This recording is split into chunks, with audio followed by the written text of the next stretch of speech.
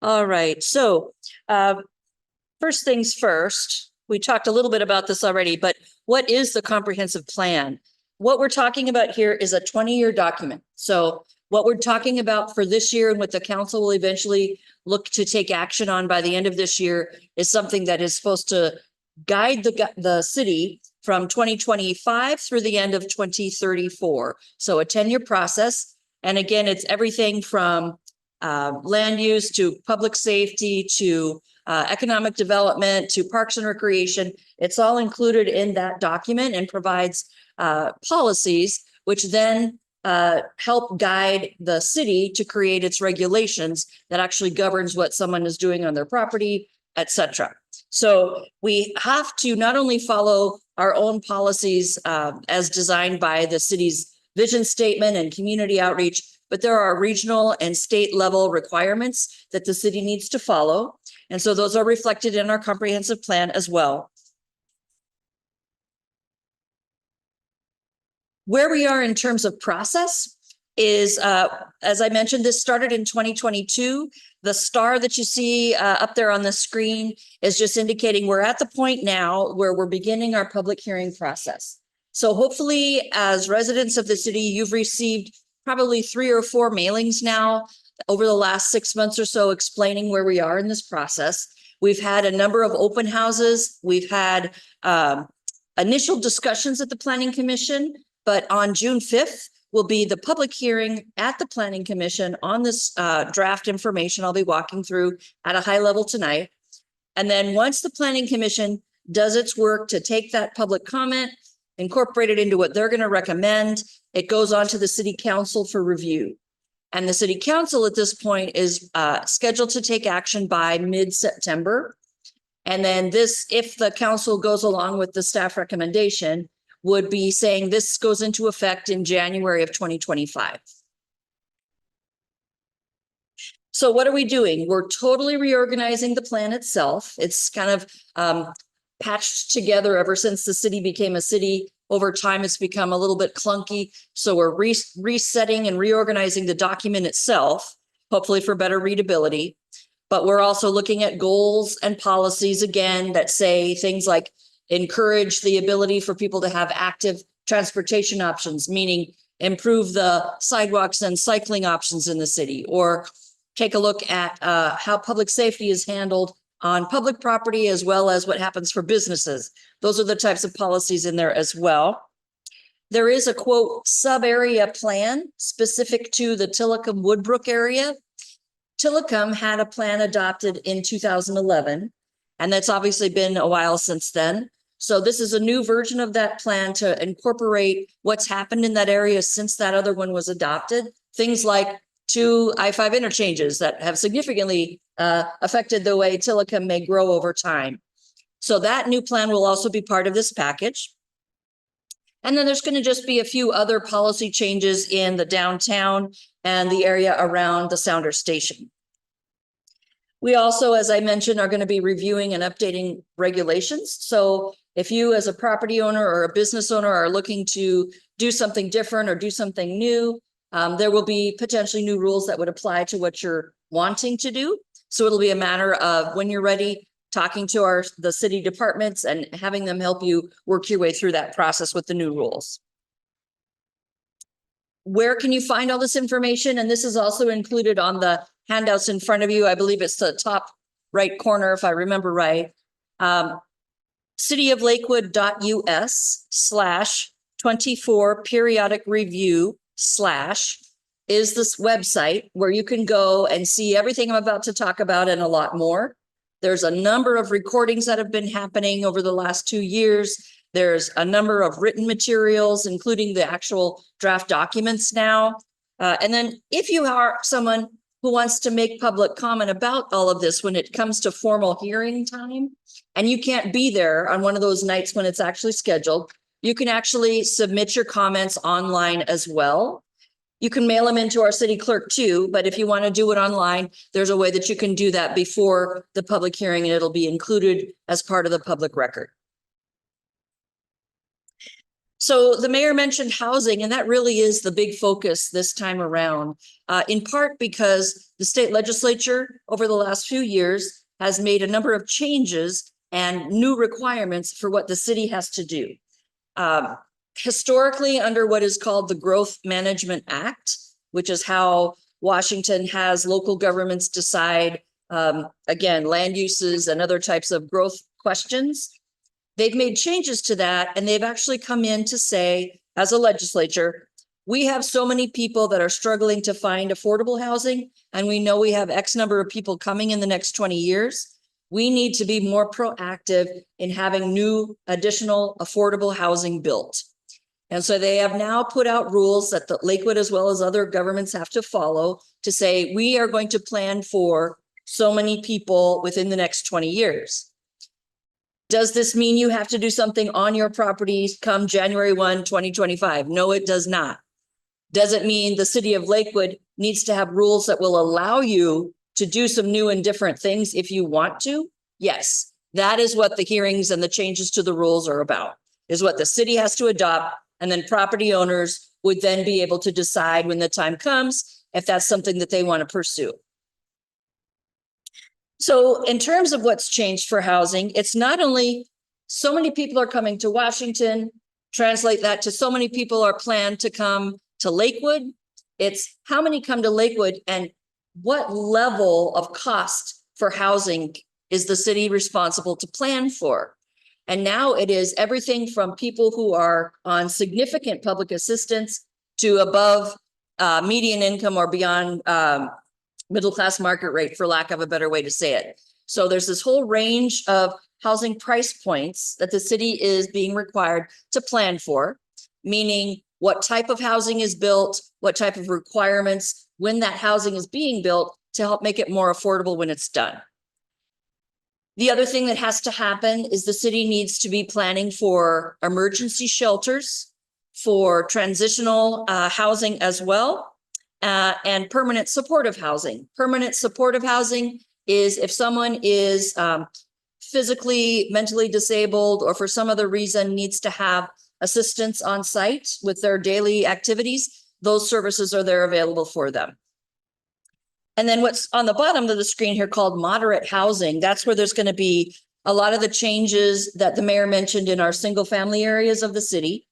This is saying that now, quote, middle housing, and we'll talk about that, but it's on your handout as well, and accessory dwelling units will be allowed in single family areas much more so than they have in the past.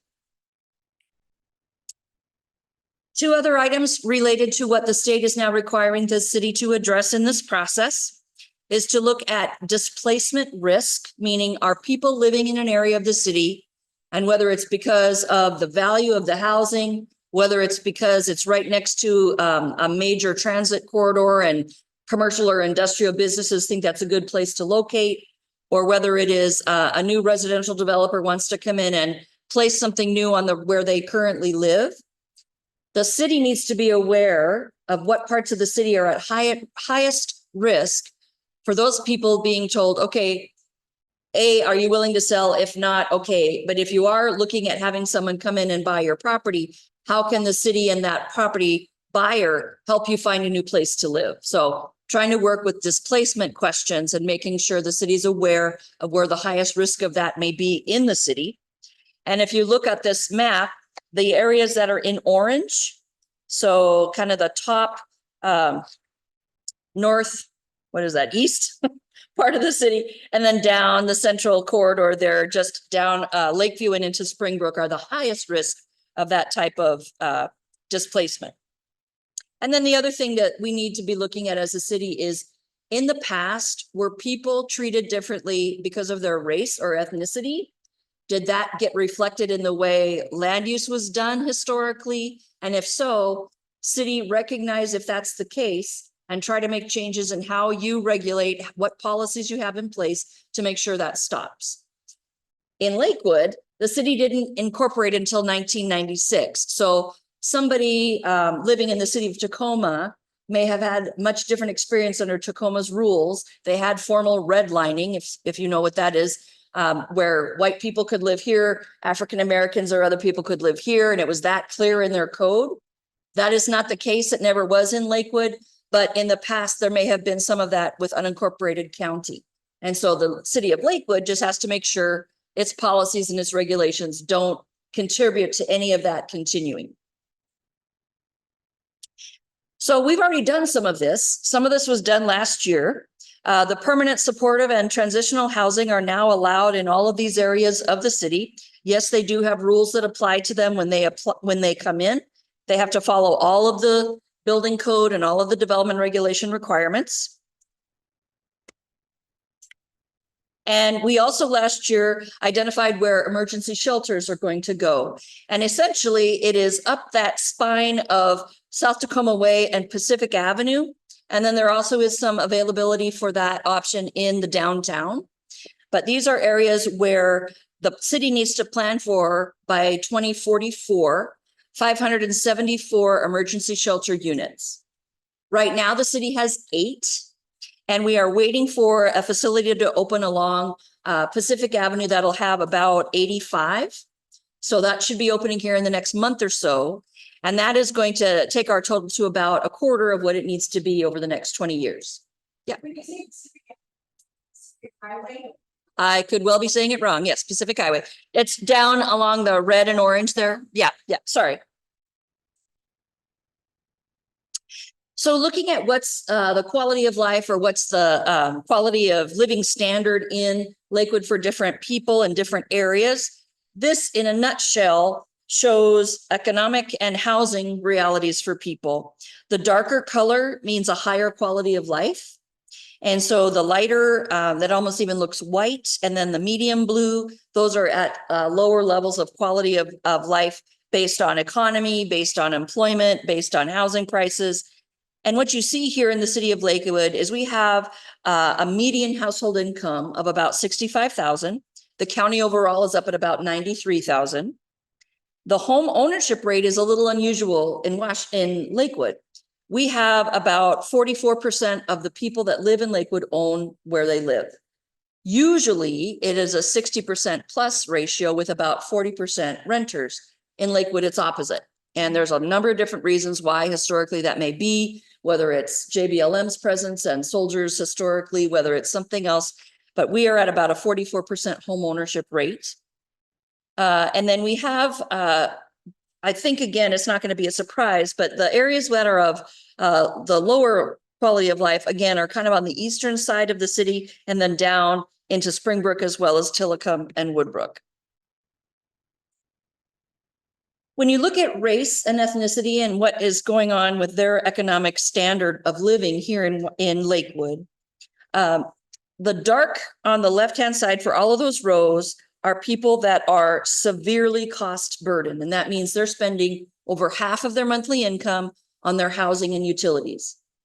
The blue color means they're spending over 30% on their housing cost and their utilities. And then the lighter colors over to the right mean they are not cost burdened. So they're not spending anywhere beyond 30%. That's kind of the general rule of affordability. But at the top row, you see that is white alone, and you have a little over half of the city is considered not cost burdened. If you want to talk race for a moment, if you compare that to Asian alone, which is the third row down, you'll see that that one, about 37% are not cost burdened. The rest of them are. And if you look at Black or African American, the fourth row down, again, there you have about 42% of people not cost burdened, but the rest of them are. So very generally, what we're talking about is there is a distinction by race in the city of Lakewood right now in terms of economics and housing affordability.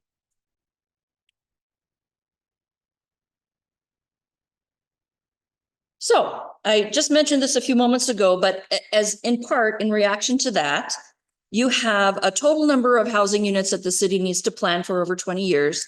And then coming across in each of these columns, that's broken out by the levels of area median income. So the total number that the city is supposed to plan for is about 9,380 housing units in the next 20 years. Housing unit can be anything from a detached house to an apartment. It's just something where people are living, right? And so you'll see that we have about 2,500 of those units are for that permanent supportive housing, or those that live at 0 to 30% of area median income, subsidized living, public support. And then you break it into the various other brackets of the median income. About 2,300, a little less than that, units are identified for those that make 120% or above area median income. So this is really a focus on making sure that Lakewood is planning for those that are making less money and are struggling and are cost burdened right now in their housing. So what does middle housing mean? Because that's one of the solutions for coming up with these various types of affordability, is looking at something other than single family detached. It's looking at other housing types. Middle housing is something that's been described at the state level as anything from a duplex up to sixplexes, townhomes, and then different types of apartments and cottage housing. Accessory dwelling units is another thing we'll be talking about a lot here in just a moment. There's a couple of different ways to describe an ADU, or an accessory dwelling unit. It could be inside your main house. And if you look at, these graphics in the roof, that blue, the idea there is you have a attached or accessory dwelling unit in the attic, or it could be in the basement, however it works for the house. It could be attached to the primary residence, or it could be detached, a standalone building, but still on that same lot. So any one of these combinations at this point are being talked about as ADUs that the city will need to allow more than it has in the past. Sure. So because we're not a full service city, and the county does its deal with sewer, the county require a separate connection depending on how the ADU is configured or not? I don't have a clear answer on that. The question for those online is whether the sewer department at the county that's going to be regulating sewer access to all of these ADUs will need to have a separate sewer connection or not. We don't know at this point. What we do know is that the county is in the process of launching its 5-year update to its unified plan for its whole service area. And they're aware of where Lakewood is anticipating additional need for residential expansion. And what I've heard back from them is we're good with capacity, but whether that turns into side stems or a new line out to the main or whatever, we don't know yet. Yeah. How about water? Will a separate water meter be required for ADUs? At this point, the water district seems to be leaning toward you will need to do another water availability analysis. Yeah. At this point, we are thinking, we're not sure, but we're thinking that the Lakewood Water District will require certification that, yes, there is enough water to come to this new unit that you're building. Okay, and I apologize, there's a lot of information on this, but it's very hard to break this down, what the state legislature is now requiring. So bear with me, feel free to stop me if I'm not making sense. We in the city are going to be creating 2 main residential areas now. Most of the city, where probably all of us live, is in the quote residential area, and that's like R1, 2, R3, R4. If you know that's your land use zone. And in there, on a single family lot, once these rules go into effect, you will be able to build, should you want to. You're not being required to, but should you want to, up to 2 middle housing units, so a duplex or up to that sixplex or cottages, whatever, within that area. If you're within a 1/4 mile of a transit line, so bus rapid transit, if that ever comes to Lakewood, or down by the Sounder station, then you can put 4 of those units on that lot, because the idea here is there is going to be more density closer to transit, whether it be bus, train, or something else someday. So within the 1/4 mile, there's kind of one set of rules in terms of how many units can be built. The rest of the city, there's a different set. Accessory dwelling units can go in either one of those places.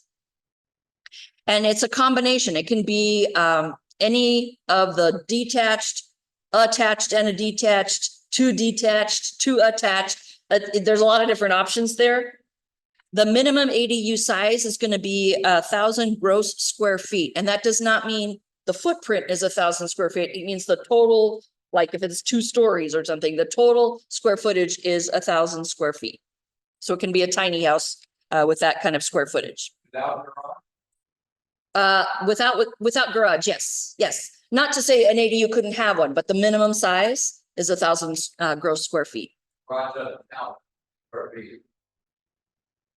In terms of the structure, Living square, yeah, living square feet. right, yeah. So with this increased density in single family residential properties, the state legislature address how are cities supposed to deal with parking or refuse collection or the impact on schools. We talk about water and sewer, of course. So any insight on what the plan is or what the objective is there? Sure. Let me just really quickly point to folks, and this is also in hard copy over there if you want to look at it afterwards, but essentially the dotted lines, and I know many of you are far away and they're not really visible right now, but the east side of the city is where this 1/4 mile residential transit area is. And everything west of the lakes, put it roughly, is still in residential. So that's 2 middle housing units per lot or those ADUs per lot. There's going to be different parking rules that the city manager was just asking about. And what you see here now is the part of the city, again, where that kind of U shape is coming in from Tacoma, going over and up Bridgeport. And then also the little circle you see on the screen, that's Tillicum. In those areas, the city is not allowed to require parking on site for those ADUs or housing units. Meaning, if you live in that part of the city and you want to add a duplex, or you want to add an ADU, you certainly can, if you want to, put parking on site. But if you have someone who says, I am going to put this on site, on my property, and the person will park elsewhere, or the person will not have a car, the city does not have the authority to say you will put a parking space on the lot for that vehicle or for that unit. That is a state law change. That's not something that we can do anything about at this point. And so what the city's been looking at, not only in these areas, but across the city, is where are the streets in the residential areas that are so narrow that there's a concern for safety if people are parking on the street over time? And also just, is there physically space for cars, even if it was just on one side of the road, to do that and then have ambulances go by or police cars go by or what have you. So we're trying to do that internal analysis, but there is a limit to what the city can require now in these parts of the city's landscape, should somebody start to build these additional units. That answers your question. Okay. One thing we're trying to do also, though, to address the housing density question is we do have 3 sub areas in Lakewood. There's one in the downtown, which has its own set of rules for land use and growth. There's one down by the Sounder Station, kind of that pink triangle over on the right. And then down at the bottom, Tillicum and Woodbrook are going to be this new sub area as well. In downtown, about 1/4 of all of the city's growth is trying to be targeted by the city there, meaning we're saying you can get really dense within that area. And there's rules about how you build your building, but that's where we want most of this growth to go in terms of housing. Same thing in the Sounder Station. Trying to make sure that those 2 areas where there's more transit, where there's more businesses, and where there's more access to services that people might want, in those parts of the city, that's where a lot of the growth for housing is going to go. And one way to think of it is, if these areas didn't take, like downtown is supposed to take 1/4 of the city's growth, and the Station District is supposed to take about 20% of the housing. If that doesn't happen, all of those units will have to be dispersed elsewhere in the city. So the idea that we're trying to concentrate growth is, in a way, trying to keep the single family home areas as undisturbed as we can. So one more time, is this something you as a property owner have to do? No, but is it something we need to let you do? Yes. So it's a matter of you deciding if this is something that you want to explore. We will, as a city, once this gets adopted, do our darndest to put together some nice guidance documents that explain the process. So if you're looking at either tearing something down and rebuilding at this new density, or if you're wanting to add an ADU, trying to help describe for you the process, how to do that. But as was mentioned by the mayor, we aren't a quote, full service city. Lakewood doesn't own its sewer, its water, or its power. And so each one of those utilities will also be involved. And if, for instance, you're looking to add an ADU that's its own standalone building, there will be things that you as a property owner would have to do with those other utilities in addition to what the city of Lakewood will have authority to do. So just something to keep in mind. The other point I want to make here on this screen is that if you're in an area of the city that has covenants and restrictions on your neighborhood that says so many houses per acre, something like that, and they predate the year 2023, they at this point govern, meaning the new densities is not going to apply. The CCNRs will trump those rules. That may change if the state legislature does something about that current state of affairs. But as of right now, May 21st, 2024, the CCNRs will limit some of this densification where they're in place. Point on that. I got a call from an Oak Brook person. Oh my gosh, I think there's somebody building an additional home on a single family residential lot. It's in violation of our CCNRs. My response was, well, certainly maybe, but the city is not empowered to enforce private covenant. So if you think you got an issue, homeowner association's got to take that up. So just quickly, I don't know how many of you may live or work in Tillicum or Woodbrook, but this is an area where there'll be a new sub-area plan put in place as part of this big process. Tillicum, as I mentioned earlier, has had one for about 13 years, and a number of things that were identified in that plan for how to help the city improve quality of life for those residents have happened. Sewer has been brought to that area. So rather than being on septic still, most of, not all of the lots are now on sewer. But again, I mentioned the interchanges on I-5 and other land use changes in this area. It's time to update that plan. And so that is part of the process, and it is pulling now Woodbrook into the discussion as well. There's 6 goals that have been identified for that area.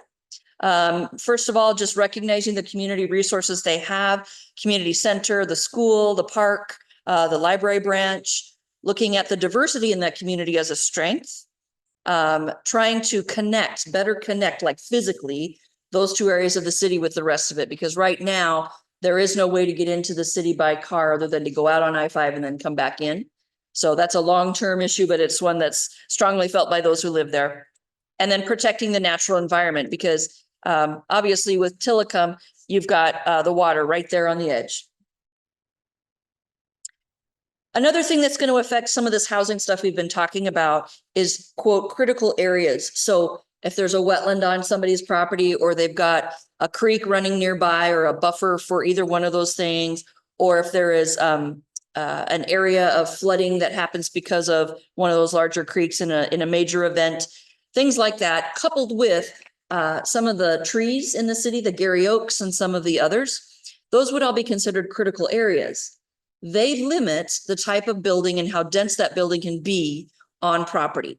So again, going back to the idea, I'm a property owner, I'm thinking maybe I want to do something new or different on my property. This will also be a question that has to be addressed, taking a look at the new and updated critical area rules, because they are changing, and making sure that what you want to do is going to be allowed under those rules.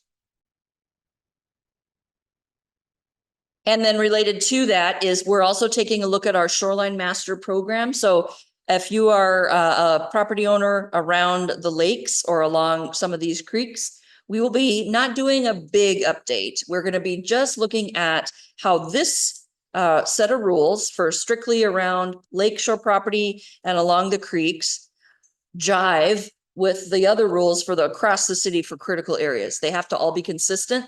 And so it's a matter of trying to dovetail all of these rules. So housing, critical areas, any questions? I got one more thing to cover, but any questions on that so far? You talk about ADUs, what about the Airbnbs and stuff?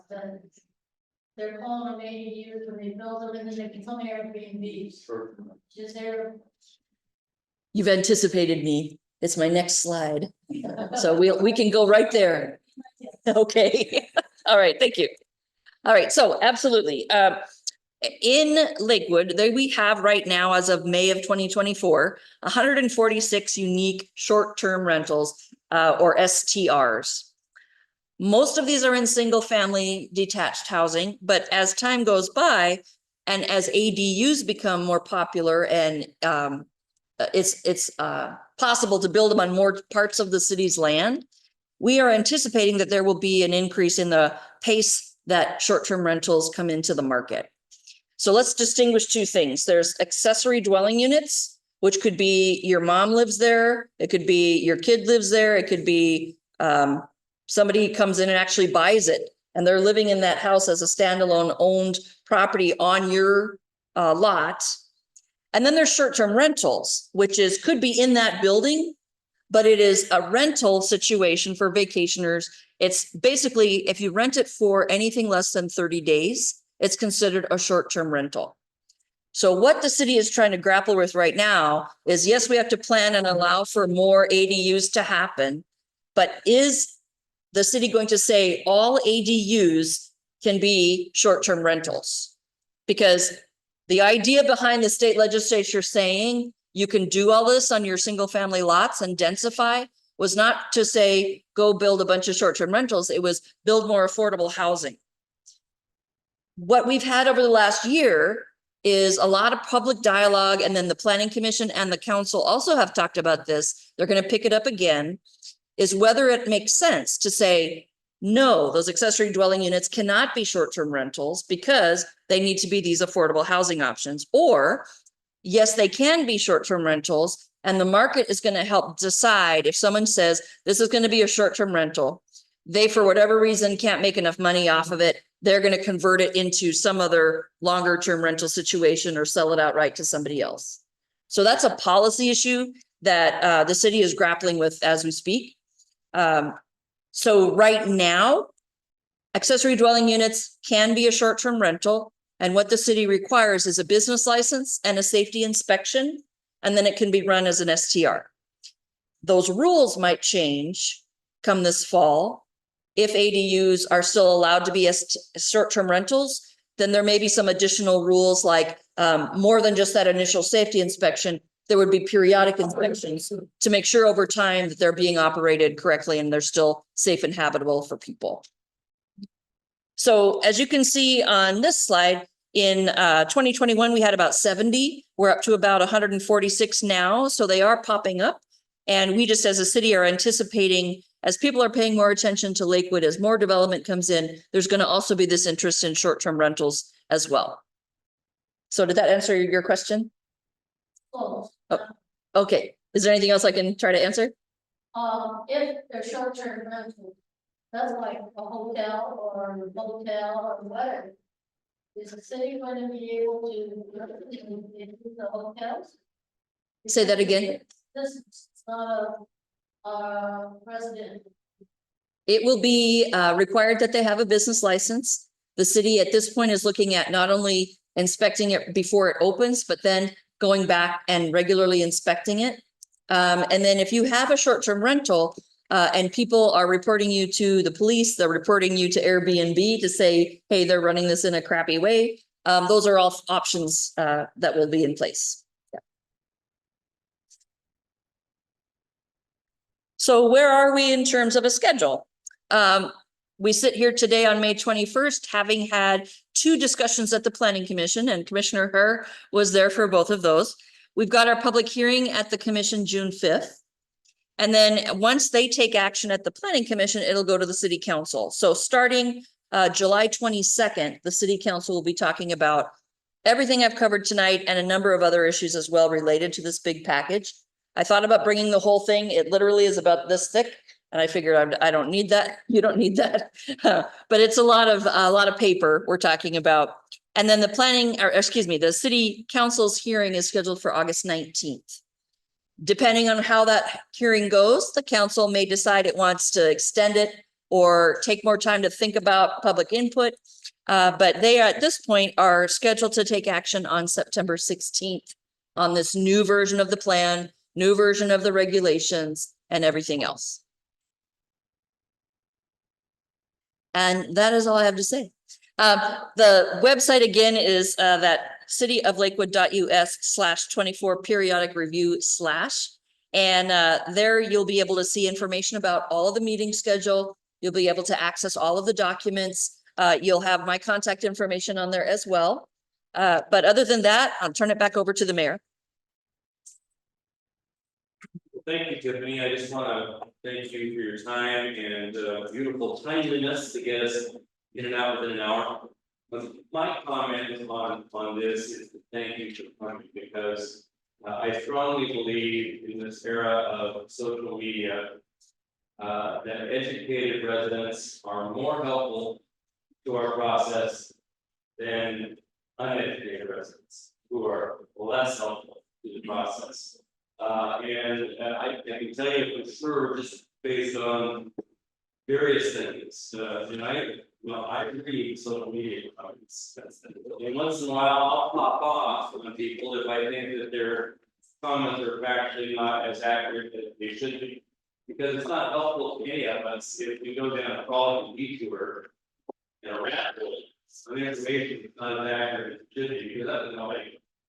So you're coming here tonight is helpful in this conversation, because the housing issue is a big issue for all of us, right? We're grappling with requirements, this is indicated plan for growth. Many of us are nervous about what that could look like in our neighborhood, right? So, but it's important to know, that it's not the city of Lakewood that's driving the train completely, but we have a part in the process, either slow the train down to the best our ability, if that's what the residents desire, or to at least educate the residents on how the train can go down the tracks, right? And that's what we're trying to do here. So it's really, really important. And again, thank you for being here. This is a chance to ask any questions you have on this. There's some other topics I'm going to hang around. Those of you who may have heard a little thing about this interlocking bridge, you may not have had the opportunity to listen to the